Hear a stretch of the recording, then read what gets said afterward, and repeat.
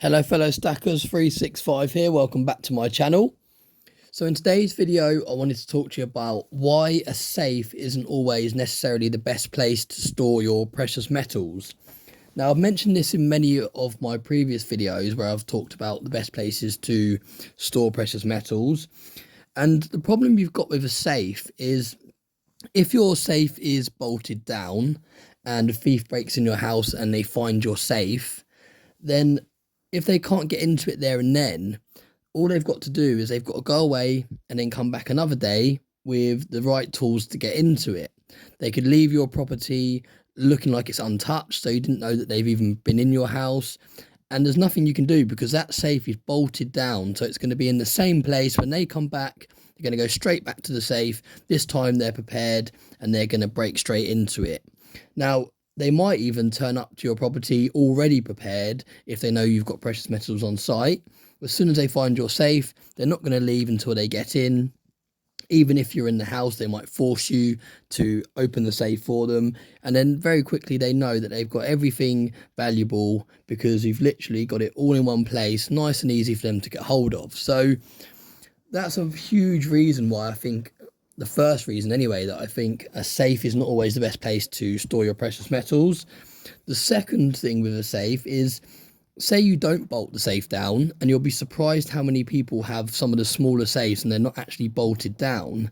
You're making it even easier for the thief to take your precious metals, because not only have you put all your precious metals nicely together for them in one place, also they can just pick up the box. Yeah, the safe might be a little bit heavy.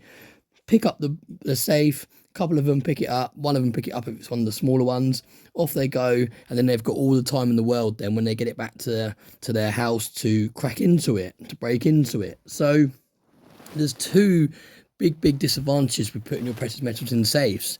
If you bolt it down, the thief knows where it's going to be when they return with the right tools to get in, or they just don't leave until they get in if you're at work and they've got plenty of time on their hands. The second one is, if you don't bolt it down, then they just take the whole thing anyway. So that's why I'm not a massive fan of safes. Now, I do think safes they do come in handy if you have a number of smaller safes. So you could have lots of different smaller safes dotted around your house, or your parents' house, or someone else you trust's house, or your business location, wherever it may be that you decide to store your precious metals. You can have a number of smaller safes dotted around. Now, I think that's a better idea, because if someone finds one of the safes, then yes, you might lose some of your stack. But if you've separated your stack equally among all the safes you have, say you have 6 or 7 different safes in your house, someone finds one of the safes, they're happy, they think they've got all your precious metals, off they go, then you've got 6 more with stacks in them also. So yes, you've lost some, but you haven't lost your entire stack in one hit. So that's where I think safes can be helpful.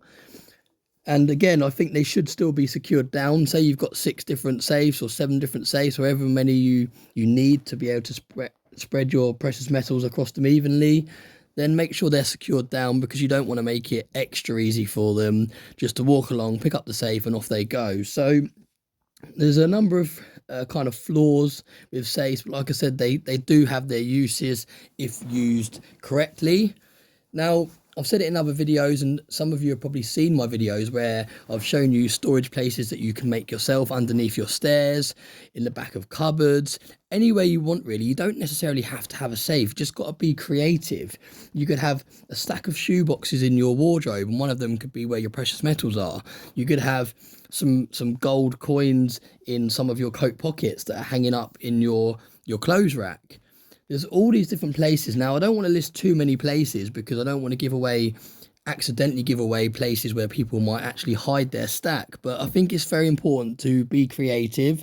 It's very important to make sure that your stack is separated into smaller stacks and hidden away. And like I've said in previous videos as well, maybe have a decoy stack.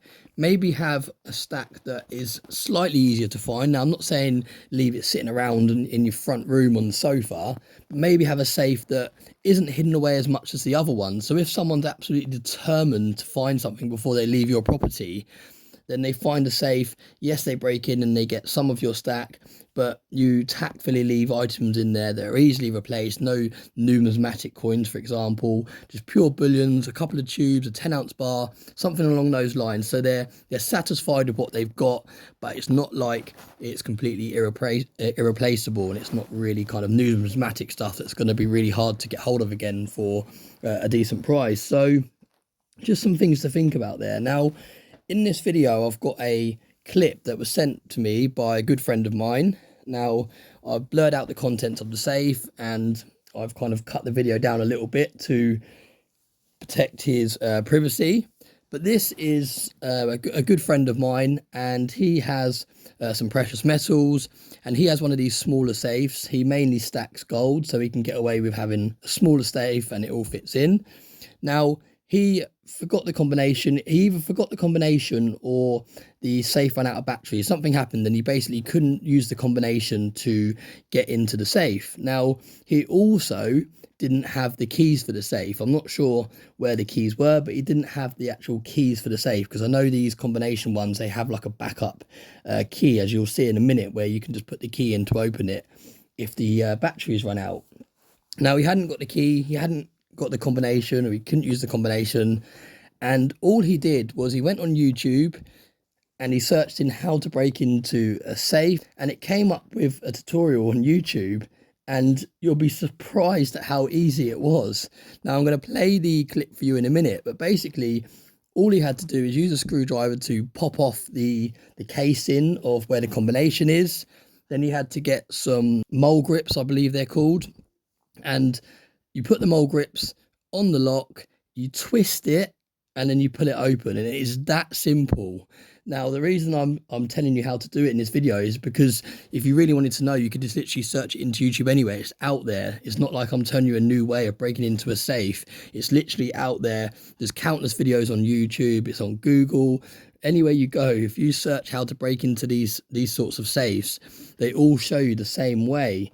Now, it just goes to show you that if someone that doesn't even have a clue how to break into a safe can work out how to break into a safe in under 5 minutes and literally get into the safe in under 5 minutes, it is really that simple. So just because you have your precious metals in a safe, just because the safe is locked, doesn't mean that it's not something that someone can get into very, very quickly with very, very limited knowledge of how to even get into a safe. So I'm going to play the clip for you now, and I'll talk you through it as it goes. So you can see this is the safe here.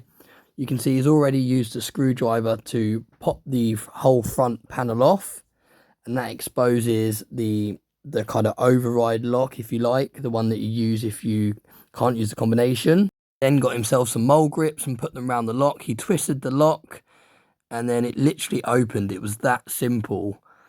So you just need to bear in mind, when you're using safes, they are extremely easy to get into. Someone with zero knowledge of breaking into safes can get into them in under 5 minutes. So you always need to be very, very creative with where you're storing your precious metals.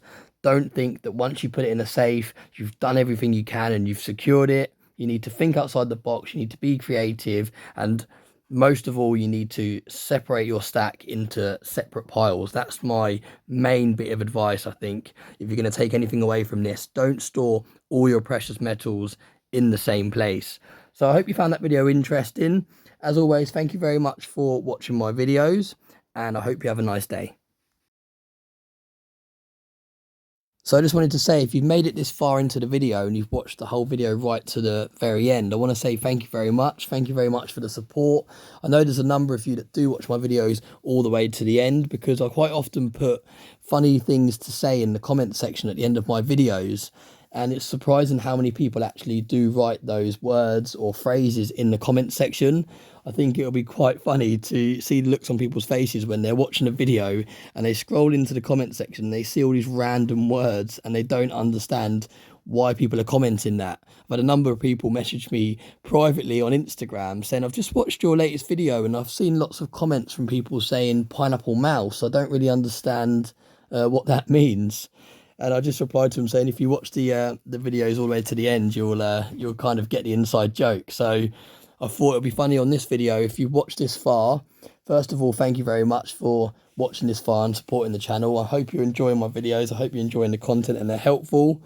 And let's put in the comment section of this video, let's put in tiger hat. Type in tiger hat if you've watched this far, and let's see how many people get confused by those comments. So yeah, thanks very much as always for supporting me, and I hope you have a nice day.